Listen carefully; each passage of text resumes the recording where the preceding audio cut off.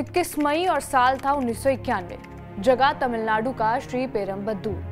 पूर्व प्रधानमंत्री राजीव गांधी की सभा होने वाली थी और 10:20 पर एक धमाका होता है और राजीव गांधी समेत 18 लोगों की मौत हो जाती है। राहुल गांधी तब 21 साल के थे। राहुल गांधी भारतीय राजनीति में विपक्ष का एक बड़ा चेहरा बन गए हैं। 2014 में केंद्र में मोदी सरकार आने के बाद उनकी सियासत के बारे में बहुत कुछ कहा गया और लिखा गया, लेकिन 2024 के चुनाव में एक राजनीतिज्ञ के रूप में उन्होंने अपनी जबरदस्त उपस्थिति दर्ज कराई है। अपनी साफगोई और बेबाकी से राहुल गांधी ने मोदी सरकार को कई बार संकट में डाला है।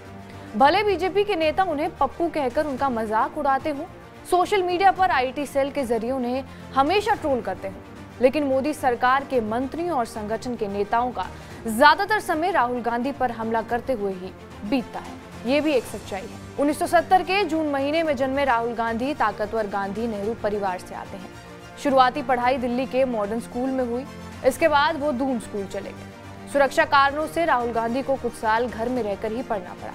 हार्वर्ड से स्नातक और कैम्ब्रिज से एमफिल की डिग्री लेने के बाद उन्होंने प्रबंधन गुरु माइकल पॉटर की कंपनी मॉनिटर ग्रुप के साथ 3 साल तक काम किया।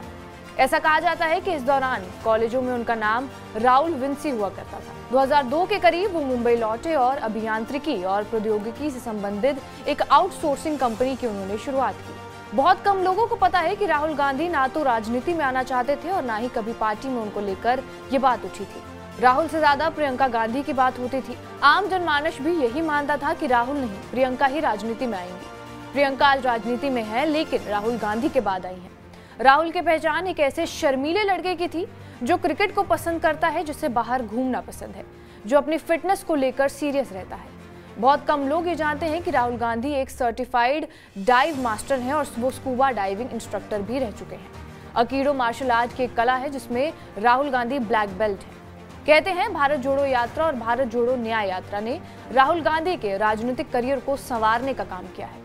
राहुल गांधी की राजनीति ने लोगों को सोचने पर मजबूर किया है और लोगों को इस बात का यकीन भी दिलाया है कि गांधी परिवार का यह लड़का उनकी बात करता है, उनके लिए लड़ता है। शायद इसलिए कांग्रेस की सीटों की संख्या में बढ़ोतरी हुई और बीजेपी अपने दम पर सरकार बनाने में कामयाब नहीं हुई। 90 के दशक की बात है। राजीव गांधी की हत्या कर दी गई थी। इससे पहले इंदिरा गांधी की भी हत्या की जा चुकी थी। राहुल गांधी छोटे थे, लंदन में पढ़ाई कर रहे थे। उस वक्त प्रियंका गांधी आगे आई और कहा, राहुल अपनी पढ़ाई जारी रखेंगे और परिवार को मैं संभालूंगी। राहुल गांधी को करीब से जानने वालों का कहना है कि राहुल मीठा खाने के शौकीन हैं। एक बार में 8-10 आइसक्रीम खा जाते हैं।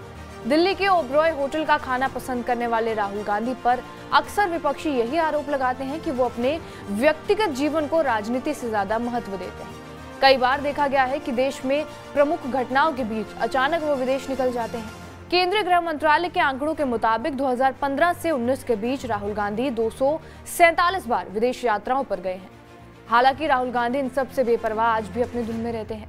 भारत जोड़ो यात्रा के दौरान उनके खाने के कई वीडियोस वायरल हुए थे, जिससे इस बात का अंदाजा लगाया जा सकता है कि वो खाने के कितने शौकीन हैं। खासकर नॉनवेज खाना वो पसंद करते हैं। लालू यादव के साथ एक वीडियो सोशल मीडिया पर खूब वायरल है, जिसमें लालू यादव राहुल को मटन बनाना सिखा रहे हैं। राहुल गांधी पर उनके परिवार को लेकर सबसे ज्यादा हमला किया जाता है। प्रधानमंत्री मोदी समेत बीजेपी के कई नेताओं ने उन्हें युवराज कहना शुरू कर दिया। राहुल ने इस पर आपत्ति भी दर्ज कराई। खुद को युवराज कहे जाने पर राहुल गांधी ने कहा था, युवराज कहे जाना मुझे अपमानजनक लगता है। भारत एक लोकतांत्रिक देश है और आज की तारीख में इस शब्द का कोई मतलब नहीं है। राजनीति में राहुल गांधी को यूं तो शांत स्वभाव का माना जाता है, लेकिन कभी कभी वो कुछ ऐसा कर जाते हैं कि विरोधी दल उन पर टूट पड़ते हैं। लोकसभा में राफेल मुद्दे पर बहस चल रही थी और इस दौरान राहुल गांधी ने साथी नेता को आंख मारी थी। इससे पहले भी बहस के दौरान राहुल गांधी ने प्रधानमंत्री की सीट पर जाकर पहले उन्हें गले लगाया और उसके बाद अपनी पार्टी के सांसदों की ओर आंख मारकर इशारा किया। राहुल गांधी के इस बर्ताव की बीजेपी ने खूब आलोचना की थी और उन्हें अगंभीर नेता करार कर दिया था। जानकार मानते हैं कि 2024 में भले ही कांग्रेस ने अच्छा प्रदर्शन किया हो, लेकिन राहुल के लिए अभी भी लड़ाई लंबी है। मौजूदा वक्त में भाजपा इतनी ताकतवर हो गई है जितनी कांग्रेस एक वक्त हुआ करती थी। राहुल गांधी के लिए सबसे बड़ी समस्या अपने कुनबे को बचाना है। नरेंद्र मोदी के सत्ता में आने के बाद लगातार कांग्रेस के नेता बीजेपी में शामिल होते जा रहे हैं। केंद्र में कांग्रेस की सरकार थी, और मनमोहन सरकार में दागी नेताओं को बचाने के लिए एक अध्यादेश लाया गया था। राहुल ने उस अध्यादेश को पूरी तरह बकवास करार देते हुए कहा था, ऐसे अध्यादेश को फाड़कर फेंक देना चाहिए। राहुल गांधी की तब बहुत तारीफ हुई थी, हालांकि कुछ लोगों ने उन पर सवाल भी उठाए थे। राहुल गांधी को अक्सर ट्रोल किया जाता है, उनके भाषणों का मजाक उड़ाया जाता है। चुनावी जनसभा में पीएम मोदी कई बार ये कह चुके हैं कि गुजरात का सीएम रहते मेरी सबसे ज्यादा आलोचना हुई, मुझे परेशान किया गया था। लेकिन कई लोग मानते भी हैं कि एक वक्त था जब नरेंद्र मोदी को सबसे ज्यादा टारगेट किया जाता था। लेकिन आज की सच्चाई ये है कि केंद्र की सत्ता में आने के बाद बीजेपी ने जिस नेता को सबसे ज्यादा टारगेट किया है वो राहुल गांधी ही है। यही एक बात उन्हें खास बनाती है और देश की सबसे पुरानी पार्टी कांग्रेस के लिए एक उम्मीद भी जगाती है। बहरहाल, आपका इस वीडियो पर क्या कुछ कहना है हमें कमेंट बॉक्स में जरूर बताएं। बाकी देश और दुनिया की तमाम बड़ी खबरों के लिए बने रहिए हमारे साथ TV9 डिजिटल पर।